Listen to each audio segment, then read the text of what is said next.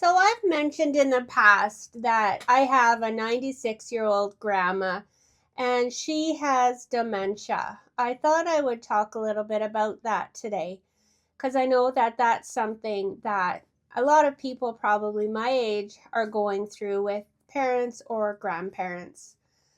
Um, she first started losing her memory. It was probably just after COVID that we noticed. And I think that COVID probably had a lot to do with it because she was forced to stay home and wasn't able to get out and do the socializing. She always used to go play cards a couple times a week with her friends. And then all of a sudden, she was home by herself. And we weren't even able to go and visit her. So that's when I think things started to go downhill. And I'm imagining that that is the case for lots of people that are that age at that time. So it started with just a little odds and ends that she would forget. And I would notice them, but you don't really say anything because they're getting older, and of course they're going to start forgetting things. For goodness sakes, I forget things. So then one day she decided that she didn't want to live in her building anymore. She wanted to live somewhere else. Part of me kind of wonders if something had happened with people in the building because she was forgetting things.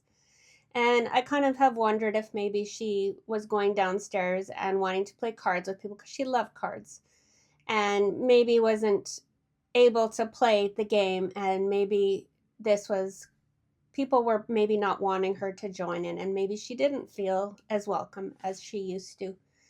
But anyway, so my mom and her started looking for a place, and they found a place that was a senior's home. It was independent living. However, they did have a main area. It was like a building with about ten little rooms in it, each one with a bathroom and a little tiny kitchen area with a sink. She didn't have a fridge or stove and things like that, but they provided the meals and cleaned up, so she didn't have to do those things. So when she first moved in there, though, the first couple of days that she was there, actually it was about a month, I think. She was totally confused. It was like she had her memory had totally gone. She didn't know where she was, and it was really disturbing. We had taken her to the hospital because we didn't really know what the heck was going on with her. We took her to the hospital and they did tests, and there was nothing wrong with her. So we took her back, and it was like her mind had become like a child's mind, and we didn't quite understand what was going on. And we were concerned that we were going to have to put her into a care home right then and there after we just found this place. So it was very difficult on us. I took the week off work. My mom at the time was retired, so she was able to go all the time. And we spent a lot of time with her during that week. And it was really a tearful week because you're seeing somebody you love and they are starting to deteriorate quite quickly before your eyes. So we didn't really know what to do because neither one of us have been through anything like this. And we were concerned, like I said, we'd have to put her into a care home and calling the hospital. And they said, well, there's really nothing that they can do. Like, what did we want them to do? And well, to be honest, we didn't know. So we did end up talking to somebody in that run ran the home where she was. And he said, she's only been here like a week. It's going to take a bit of time and she'll adjust. So we spent time with her and we just hung out a lot with her. And eventually she did start to come back. So she got into her routines of always just going down. And at that time, too, she could go outside and sit outside a bit. And things were seemed to be going okay. So fast forward a couple years and she's been living there and she's doing okay and she's making friends there, and her memory started going more and more all the time, and just conversations that she was having, we could tell that things weren't going as great.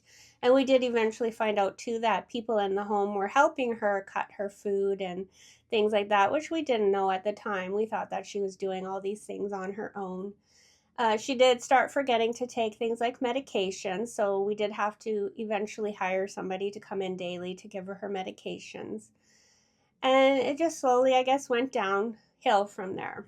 So one day, there was a couple of wandering incidents too where she would go outside and she was heading off somewhere, but somebody had seen her and stopped her.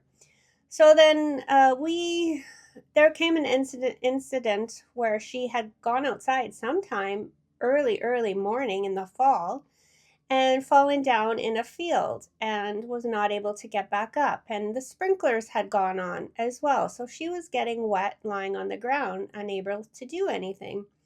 So come about 6 or 7 in the morning, one of the tenants goes outside and for her smoke and saw my grandma lying there. So went and called the ambulance. The ambulance came, and at that point, she was taken to the hospital. And when she was in the hospital, she had gone back to kind of the way she was when she first moved into the home, where her mind was like she couldn't remember anything, didn't know who we were, where she was, where she lived, anything like that. So she did end up staying in the hospital. And once again, it was really hard on us. It was lots of tears because you're watching this person and they are deteriorating again before you. Things were happening in the hospital as well. Like she would take off her clothes and want to walk around. And that's not normal behavior, obviously. So something was going on there. Um, and once again, we're like, well, we don't know what to do, and we can't see grandma coming back from this. And they're doing tests and everything's fine. Nothing else is wrong with her. So it took about 5 months. No, sorry, it was about 2 months, I'm thinking, to get her. And she, every time she had to get moved, because she would get moved from one hospital to another hospital and then to another ward in that hospital where she can finally become assessed. And while she was in the final place getting assessed there, it was a place where she couldn't wander, so she couldn't leave, which was good. And once again, the memory is very bad at this point. She does remember, though, who we are, but things like for her to go from her room to down the hall to watch TV or something like that, that was not something that she was capable of knowing how to do. She was able to walk around and things like that still with her walker. Um, but she just really wasn't able to look after herself.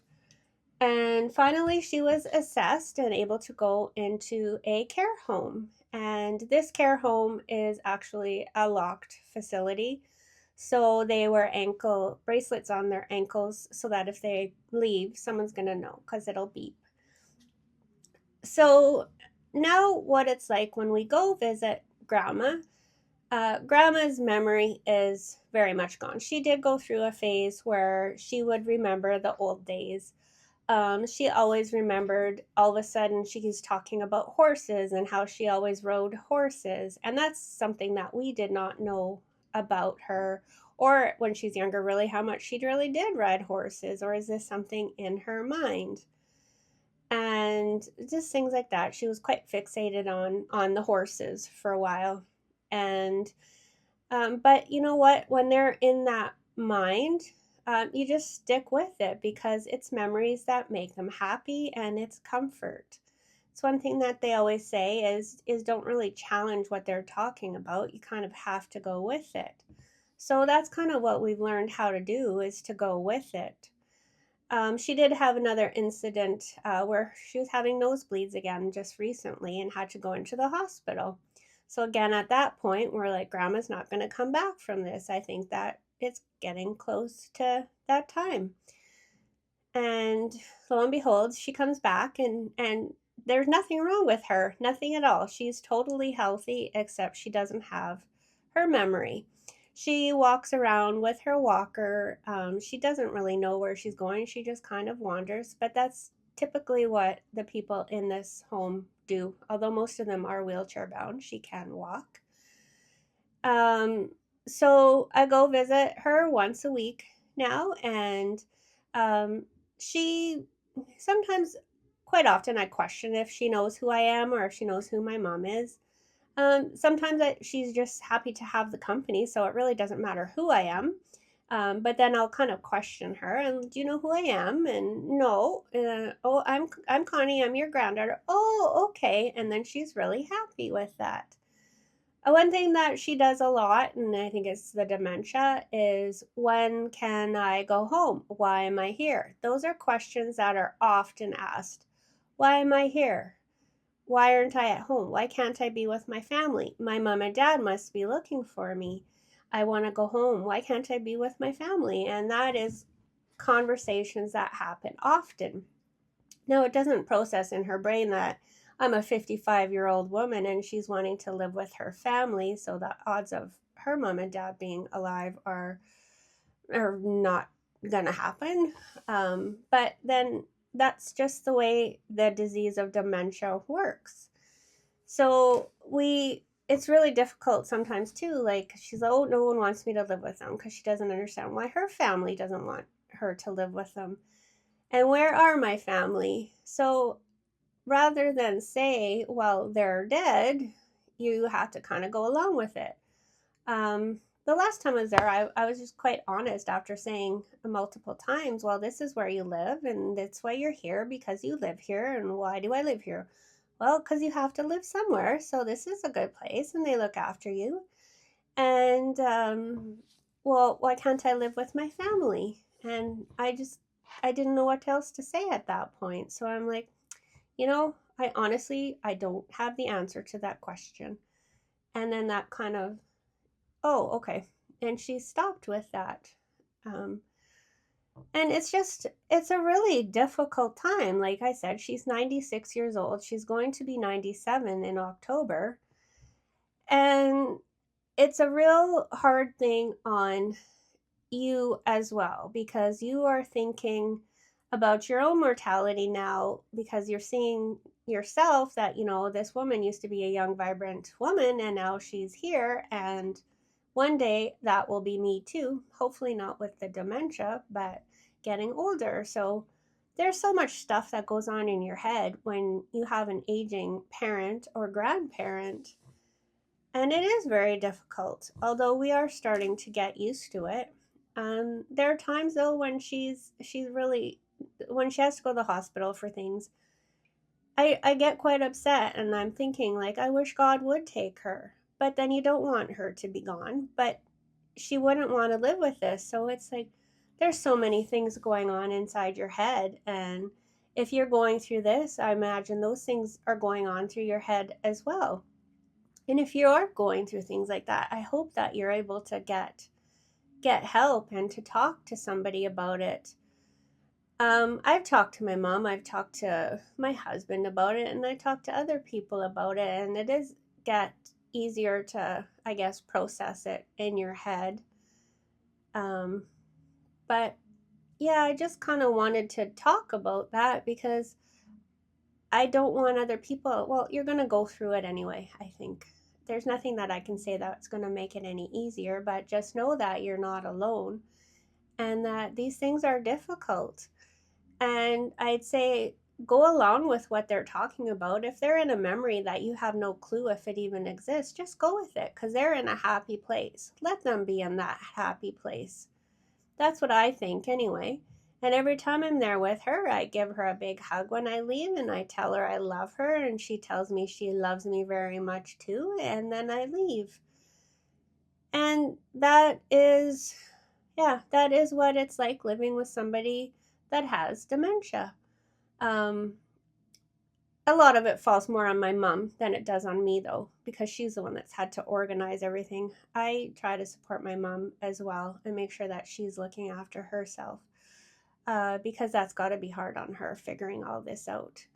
But anyway, if you are going through something similar like that, like reach out to someone, put comments down, just talk about it and know that you are not alone. And if this is something that I guess interests you, I'm not sure how much I will talk more about this, but I think it is something that Gen X really has to acknowledge because we are going through this at this time in our lives dealing with older people. So it is, we have all those nostalgic memories and stuff, and it is fun to reminisce, but there are realities like this that go along with it. So, anyway, I thought I would say that, and I will talk to you again.